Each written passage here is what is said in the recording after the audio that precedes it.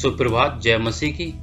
30 अक्टूबर 2020 आज का वचन। चेलों ने मसीह के प्रेम को प्रकट किया। पहला यूहन्ना उसका 3 अध्याय की 16 आयत में लिखा है, हमने प्रेम इसी से जाना कि उसने हमारे लिए अपने प्राण दे दिए और हमें भी भाइयों के लिए प्राण देना चाहिए।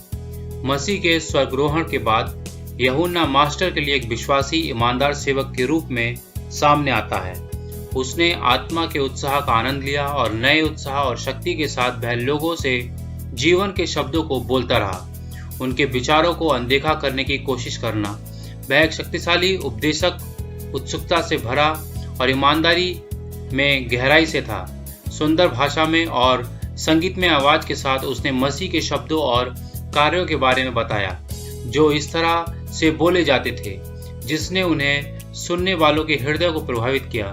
उसके शब्दों की सादगी, उसके द्वारा कहे गए सत्य के उदत शक्ति और उसके उपदेशों की विशेषता बताने वाले उन्हें सभी वर्गों तक पहुंच प्रदान करते हैं। प्रेरितों का जीवन उसकी शिक्षाओं के अनुरूप था।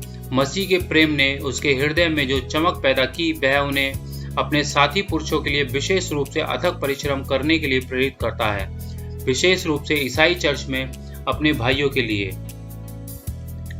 मसीह ने पहले शिष्यों को एक दूसरे से प्रेम करने पर जोर दिया था क्योंकि वह उनसे प्रेम करता था।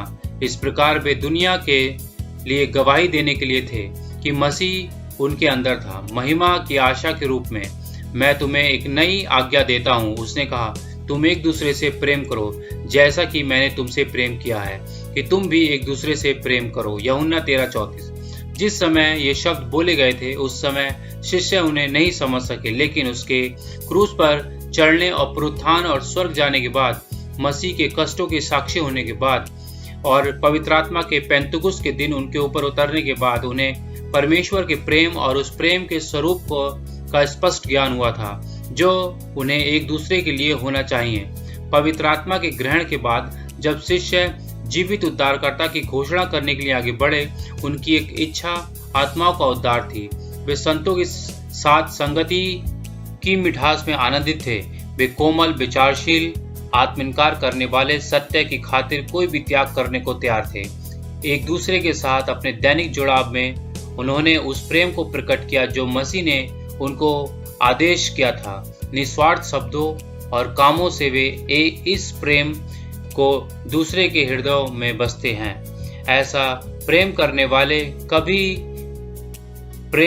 वाले थे। वे नई आज्ञा के लिए तत्पर आज्ञाकारिता में आगे बढ़ने वाले थे। इतनी बारीकी से वे मसीह के साथ एकजुट होने के लिए थे कि वे उनकी सभी आवश्यकताओं को पूरा करने में सक्षम होंगे। उनका जीवन एक उद्धारकर्ता की शक्ति को बढ़ाना था जो उनकी धार्मिकता के द्वारा उन्हें सही ठहरा सकता था। Reflecting Christ, page number 317। धन्यवाद। परमेश्वर सबको आशीष और बरकतें दे।